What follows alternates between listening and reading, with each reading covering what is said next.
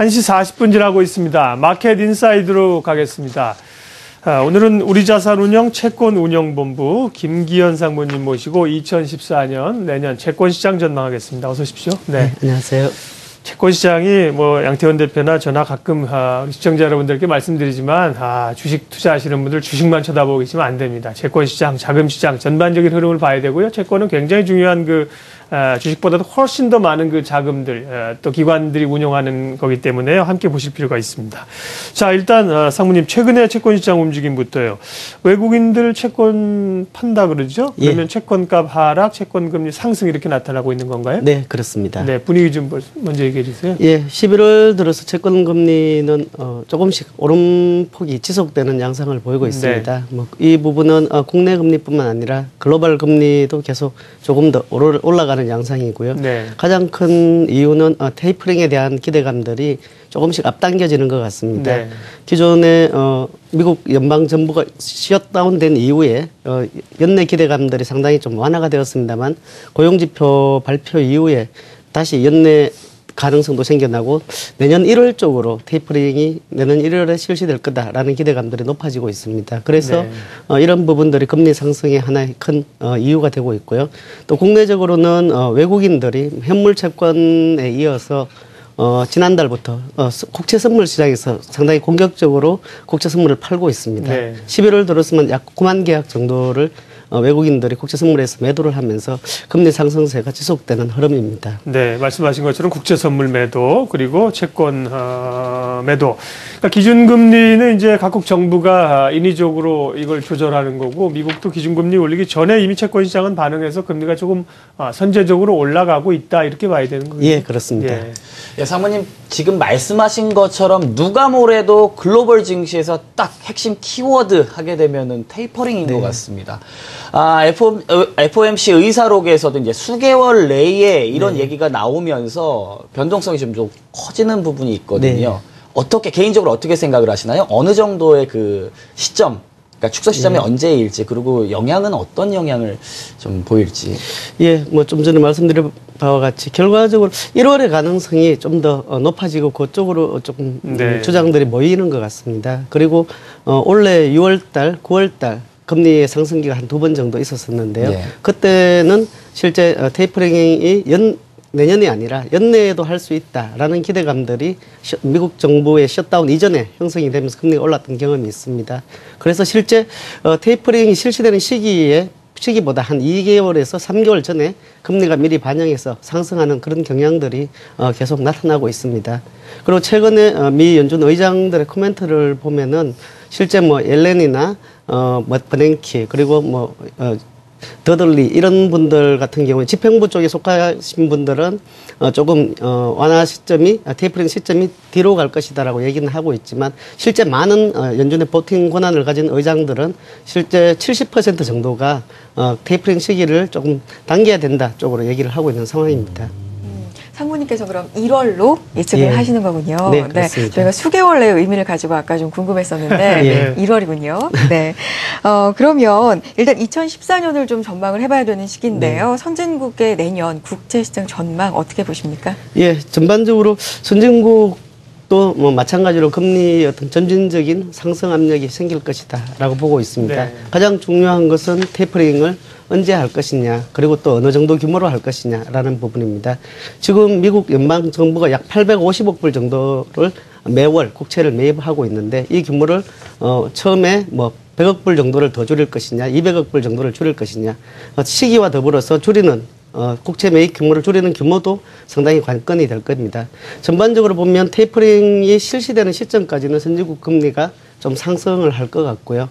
막상 실시가 되면 어느 정도 상당히 재료가 반영된 현상들이 나타날 것 같습니다. 그 이후에는 조금 안정된 양상을 보이다가 연말로 갈수록 그 다음 테이퍼링 국채 매입 축소 다음에는 그 다음 금리 인상이 순서이기 때문에 금리 인상 부분을 또 반영을 할 것이고 또 시간이 지나고 나면은 또 샀던 국채를 다시 팔게 됩니다. 시장에. 그때 또 다시 반영을 하고 또 선반영을 하고 또 진정이 되고 이런 양상들이 반복될 것 같습니다. 네. 매도 맞을 매라면 빨리 맞는 게 낫다고요. 테이퍼링이라고 하는 게 결국은 어느 정도의 경기 상황이나 고용 조건이 완화됐다는 거, 달성됐다는 건 사실 전제하는 것이기도 하지 않습니까? 그렇습니다. 그렇다고 보면 뭐 정확한 시점을 그것이 뭐 내년 1월일지 3월일지 올 연말일지는 알 수는 없는 거지만 예. 내년 연초 정도로 예측하셨는데 오히려 연초에 이 스텝들을 디디면서 시장의 불확실성을 제거해 주는 것도 오히려 나쁘지가 않아 보입니다. 예. 자, 그러면 선진국에서 국채 금리가 점차 이제 테이퍼링을 반영해서 오르고 있고 오를 것이다. 그러면 금리가 오른다는 것은 채권 가격이 떨어지는 거죠. 예. 채권의 매력이 없으니까 그 돈들이 결국은 주식시장이나 다른 대체 상품 쪽으로 갈 것이다. 그게 소위 우리가 얘기했던 자금의 대이동, 그레이트 로테이션 아니에요.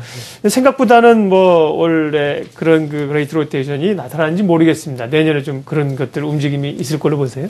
예, 상당히 어차피 안전자산에서 위험자산으로 어느 정도 이동은 있을 것 같습니다. 네. 그렇지만 지역별로 차별화된다라고 좀 봐야 될 것 같습니다. 가장 수혜를 보는 쪽은 아무래도 선진국이 될 가능성이 많고요.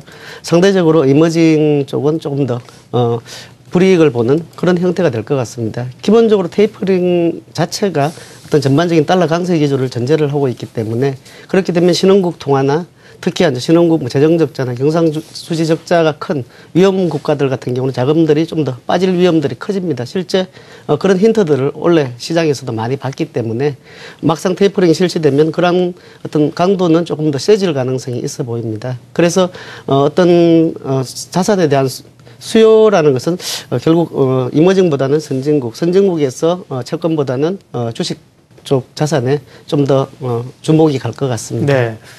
그런 의미로 보면 올해 사실은 뭐 미국 증시 같은 경우는 주가가 많이 올랐잖아요. 네, 우리가 이제 상대적으로 어떻게 보면 역차별되면서 못 올랐던 거고 미국은 올해도 올랐고요. 이머징 마켓, 신흥 시장의 채권 시장은 어떻습니까? 사실 그동안 이제 이머징 시장의 채권 투자들을 국제 자본들이 꽤 하지 않았나 싶고요. 예, 그렇습니다. 최근에 좀 흔들린 경험도 있는데 내년 이머징 시장은 어떻게 예측하세요? 예, 결과적으로는 올해보다 좀 더 주의를 해야 된다라는 네. 생각입니다. 계속 뭐 내년 시장이 크게 이슈가 된 부분이 테이퍼링이고 네. 또 테이퍼링의 이면에 있는 부분들은 달러화의 강세가 어느 정도 예상이 된다라는 부분입니다. 결국 달러화의 강세와 달러 금리가 어느 정도 상승을 한다라는 부분들은 이머징 통화가 약세가 되고 또 낮은 금리로서 달러 레버리지 트레이딩을 했던 달러 캐리 트레이딩을 했던 부분들이 어느 정도 위축이 됨을 의미할 것입니다. 그렇게 되면 결국 신흥국 시장에서 어느 정도 자금이 빠질 수밖에 없다라는 생각이고요. 지금 뭐 올해 같은 경우 한국 같은 경우는 상당히 차별화된 모습을 보였습니다. 상당히 재정적으로 건전하고 경상수지도 좋은 상황이었기 네. 때문에 차별화의 양상을 보였습니다만 이런 부분들은 내년 되면 조금은 약해질 위험 보입니다. 어차피 신흥국과 차별화론 되고 있지만 결국 신흥국 시장이 안 좋아진다라는 것은 경제가 나빠진다라는 것은 주된 수출 대상국이기 때문에 한국의 경제에도 어느 정도 영향을 줄 수 있고 또 신흥국을 벤치마킹하는 펀드나 어떤 자금들에서 한국의 어떤 유동성이 좋은 부분들은 다소 불리한 요인으로 작용할 여지는 있어 보입니다. 네. 그동안 뭐 올해 말고요. 그 전에까지 사실은 이 채권 값이 오르면서 채권으로 수익들을 많이 내다가 올해 또 채권 수익 내기 어려울 거라고 얘기들 하셨고 아마 상무님도 그런 얘기를 하셨던 기억이 나는데 실제로 그렇게 나타났습니다. 예, 지금 일단 금리가 또 조금 오르는 국면으로 우리도 나타나는데요. 국내 채권 시장도 전망 좀 해주세요. 예, 내년도 우리나라 채권 시장도 금리는 조금 오르는 쪽이 될 것 네. 같습니다. 일단 거시경제 펀더멘탈을 보면 경기는 다소 개선이 될 것이고 올해 대비 물가 상승 압력은 좀 더 높아질 수 있는 여건이다라고 보여집니다. 그런 측면에서 보면 정책 금리는 미국 경기의 개선, 물가 상승 압력의 증가, 그리고 미국 테이퍼링 이런 이슈들을 감안하면 한 차례 정도 하반기에 인상될 가능성이 있어 보입니다. 수급적인 여건 측면에서 본다면 국채 발행 물량이 많이 늘어나긴 합니다만 순정 물량으로 봤을 때는 작년하고 올해와 비슷한 규모로 내년에 늘어날 것이고 또 보험권이나 연기금과 같은 엔드 유저들의 수요도 꾸준히 늘어나는 상황이기 때문에 크게 중립적이다 이렇게 보고 있습니다. 다만 여전히 우려가 되는 부분들은 외국인들의 어떤 원화 채권에 대한 선호는 네. 조금 약해질 수 있겠다. 테이퍼링 실시도 마찬가지고 그런 부분들의 우려감들이 있는 것이고 만약에 이 우려감들이 확산될 경우에는 단기적인 충격도 네. 내재되어 있다. 이렇게 생각이 듭니다. 우리 국고채 3년 기준으로 하면 지금 2.99% 제가 네. 보고 있는 게 자료가 그런데 조금 점진적으로 오를 수 있다고 하면 글쎄 대략 뭐 밴드 우리가 뭐 지수도 밴드를 설정하듯이 예. 채권 수익률 국고채 기준으로 하면은 뭐 좀 오른다면 어느 정도까지 생각하고 계시나요? 고점 레벨은 한 3.3에서 3.4% 정도까지 보고 있습니다. 네. 그리고요. 예. 예, 추세적으로 지속적으로 좀 올라갈 거라고 생각을 하시나요? 지금 테이퍼링이나 아니면 말씀하신 거를 보게 되면 실제로 채권 매니저분들 같은 경우에는 지금 단기채에 대한 선호가 오히려 많아질 수밖에 없을 것 같은데 듀레이션 짧게 갖고 네. 가야 되니까 그러면 단기채에 대한 선호가 많이 발생을 한다 그러면은 채권에 대한 가격이 사실상 잘 안 떨어질 수가 있고 오히려 장기채 같은 경우에 빠르게 떨어지면서 금리 자체가 빡 올라가는 부분을 예상을 할 수가 있을 것 네. 같은데요.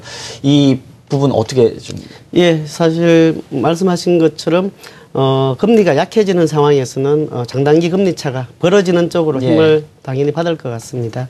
그렇지만 좀 더 중기적으로 봐보면 내년의 전망은 좀 금리가 오르고 일더 커브도 조금 더 선언 형태의 전망을 해볼 수 있겠지만 또 중장기적으로 좀 더 긴 기간 3년 정도 놓고 본다면 저는 여전히 내년에는 채권을 좋은 타이밍에 잘 매수를 해야 되는 시점이다라고 생각을 하고 있고요. 특히 장기 기관들은 더욱더 그렇습니다. 장기 투자 기관들은 지금 뭐 4%에 지금 30년물이 육박을 하고 있고 이게 한 4% 중반 정도만 넘어가면 아주 좋은 중장기 자산이 투자가 될 수 있습니다.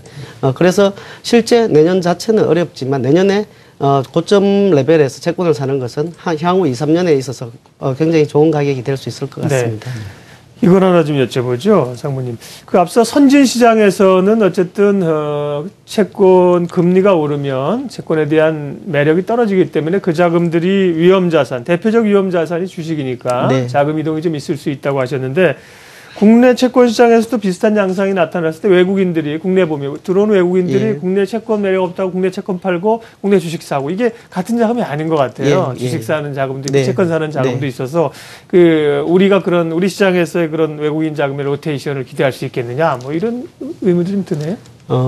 외국인 자금 내에서만 네네. 본다면 말씀하셨던 것처럼 그렇게 어떤 대체 관계가 명확하게 나타난다라는 생각은 잘 안 듭니다. 네. 오히려 채권 자금하고 어떤 대체 관계나 상관관계가 높은 자금은 환율과 연계된 네, 자금들 네. 그리고 소합시장과 연계된 자금들이 좀 더 크게 나타나고 실제 외국인들에 의한 대체 관계는 생각보다는 그렇게 크지는 않은 것 같습니다. 네. 주식의 경우도 이제 환율 하락, 워낙 강세를 예측해서 투자자들이 투자하는데 채권 시장도 그건 마찬가지겠고요. 예, 그렇습니다. 외국인들은. 예.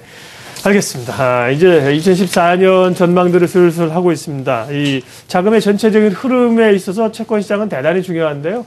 2014년 채권 시장 주요 변수와 함께 전망해 봤습니다. 우리자산운용 김기현 채권운용본부 상무님 함께했습니다. 고맙습니다.